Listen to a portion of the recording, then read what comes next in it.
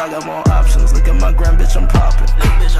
Young nigga surgical with it, like I came straight out of Compton. I don't play nice in the pussy, no baby girl, I am a monster. Might spend the night in the pussy, but baby girl, I'm not your sponsor.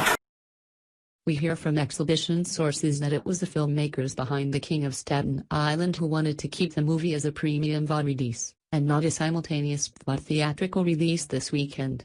Apparently, this whole snafu had nothing to do with Universal's stiff terms with exhibitors. I hear that Universal went about booking the film like it did with Trolls World Tour, and then changed its mind at the last minute after consulting the filmmakers.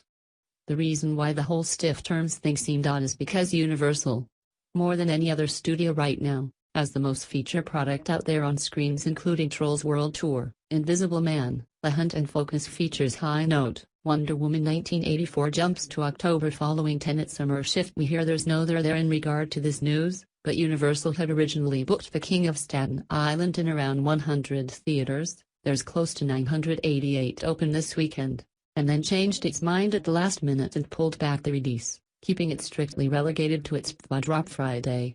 Meanwhile, Universal, DreamWorks Animation's Trolls World Tour remains in release on both PVOD and played about 200 theaters last weekend. I'm told that was a different deal with whichever exhibitors were open, to have that pick play on screen and in home, while King of Staten Island was strictly a PVOD release. Apatow corrected fans on Twitter who believed the movie, inspired by Davidson's life, was in play at their local theaters.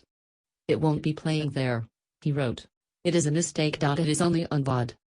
Variety heard from drive-in exhibitors that Universal was asking for steep terms in the current COVID-19 environment in which most big exhibits including AMC, Cinemark and Regal remain shut down.